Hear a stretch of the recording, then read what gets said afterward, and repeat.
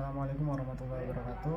Kami dari kelompok 3 akan mempresentasikan mengenai Islam and International Relations Contribution to Theory and Practice. Sebelumnya perkenalkan, nama saya Abdul Majid Safiejaya. Lalu ada rekan saya yaitu Faril Muhammad, lalu ada Muhammad Rafa Nurdiansyah, dan ada Tri Rahma Yunisa. Disiplin akademis HI masih banyak bertumpu pada fondasi Eurosentris, di mana karakteristik historinya masih menonjol. Seperti saat penelitian dilakukan pada tatanan internasional sebelum kebangkitan Barat. Dalam mempelajari pedoman utama HI, terdapat banyak paradigma di dalamnya seperti realisme, liberalisme, English School, konstruktivisme, marxisme, teori kritis, postmodernisme, feminisme, poststrukturalisme, postkolonialisme, green theory, dan masih banyak paradigma lainnya. Ataupun saat mempertimbangkan pemikir, orang berasumsi bahwa sebagai bidang penyelidik akademis, HI berdasarkan pemahaman bahwa itu tidak terbuka untuk kontribusi non-barat.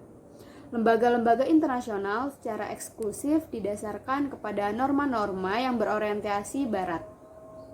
Intelektual dipertahankan pada premis HI dan juga teori HI.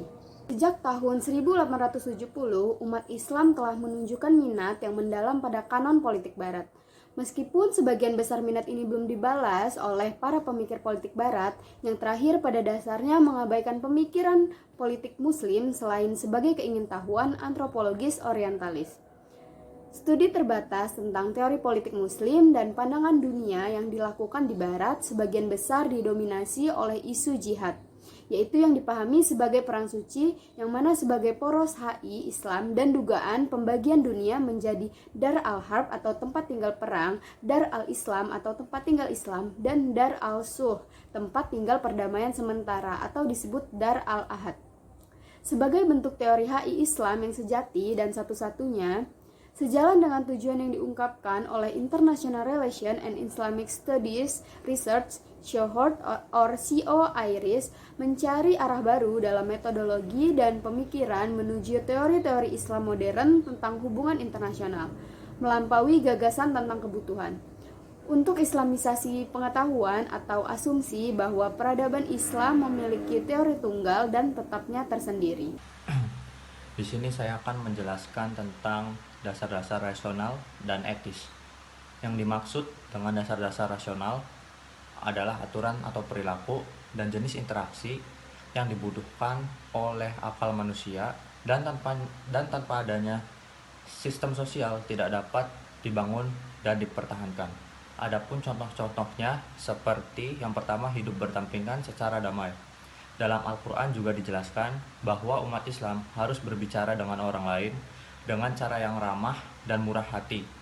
Misalnya dalam perjanjian Nabi Muhammad dengan orang-orang Kristen Sinai, bahwa tidak seorang pun dari mereka harus ditekankan dan bahwa umat Islam harus toleran terhadap mereka, melindungi mereka dari bahaya atau paksaan, dan menghormati mereka dimanapun mereka berada.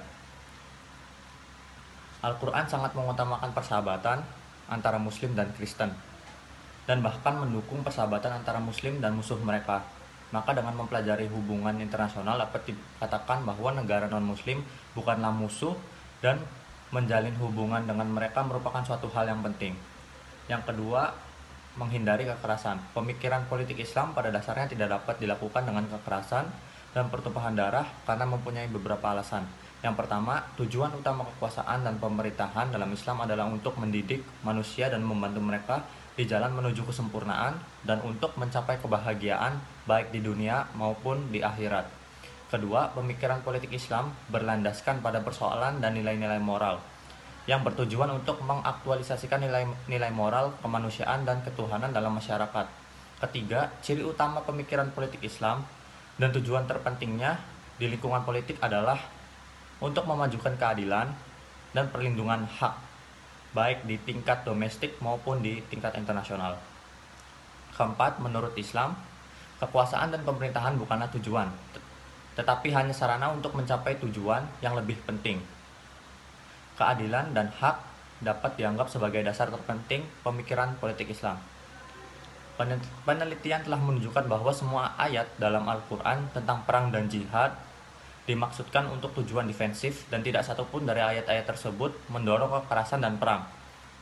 Contohnya seperti perilaku Nabi Muhammad ketika memerangi orang-orang kafir dan penyembah berhala bersifat defensif, seperti halnya pertempuran dan konflik militer. Setiap kali dia mencapai kemenangan atas musuh-musuhnya, dia selalu lembut, baik hati, toleran, dan pemaaf. Yang terakhir, ketaatan pada prinsip moral. Salah satu tujuan terpenting dari diutusnya Nabi Muhammad adalah untuk menyempurnakan nilai dan kualitas akhlak. Salah satu alasan untuk mengikuti kode moral Islam di arena politik dan hubungan internasional adalah bahwa kepatuhan terhadap nilai-nilai moral dan mempromosikannya di masyarakat adalah salah satu tujuan terpenting Islam. Menurut ajaran Islam, semua prinsip moral dan kemanusiaan harus ditegakkan di arena politik dan hubungan internasional, bahkan di masa perang. Contohnya adalah bahwa musuh yang berperang tidak boleh menghalangi satu sama lain untuk memiliki akses ke air, makanan, dan kebutuhan serupa, dan tidak boleh mencemari makanan atau air atau membuatnya tidak dapat digunakan. Selama perang, Nabi Muhammad memperingatkan pengikutnya untuk tidak melanggar keyakinan mereka atau membunuh wanita dan anak-anak. Nabi Muhammad juga tidak menyetujui setiap pelanggaran kepercayaan selama perang dan memerintahkan para pejuangnya untuk berperang, tetapi tidak melakukan penipuan, pelanggaran kepercayaan, atau pengkhianatan terhadap musuh-musuh mereka. Untuk pembahasan berikutnya akan dilanjutkan oleh teman saya. Terima kasih atas waktunya.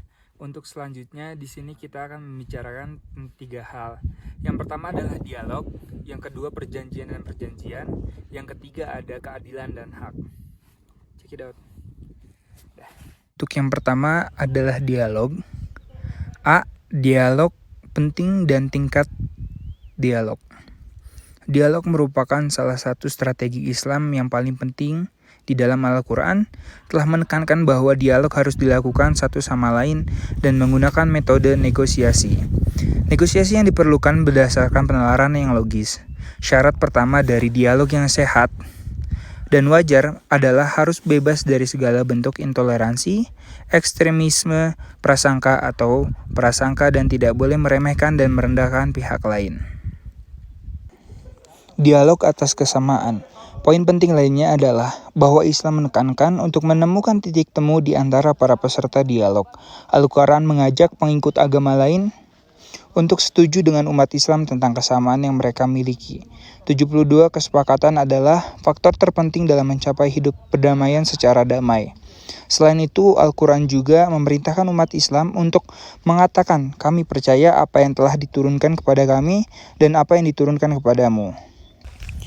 Untuk selanjutnya adalah perjanjian dan perjanjian. Pentingnya perjanjian dalam sosial politik. Konsep perjanjian dan perjanjian muncul 50 kali dalam Al-Quran dalam konteks yang berbeda. Ada banyak bentuk kesepakatan dan kesepakatan dalam kehidupan pribadi dan sosial. Banyak di antaranya berhubungan dengan arena politik dan hubungan internasional. Al-Quran sangat menekankan pentingnya menepati janji dan perjanjian dan menganggap pelanggarannya tidak dapat diterima dan merupakan dosa.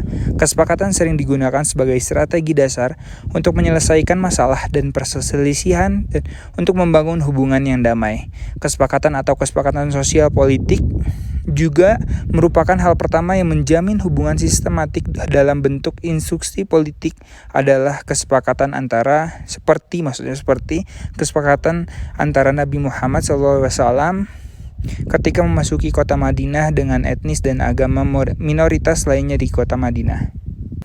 Dan yang terakhir adalah keadilan. Keadilan dianggap sebagai mekanisme praktis yang penting dalam hubungan antara manusia dan bangsa yang membantu melindungi hak dan menyelesaikan masalah secara efisien.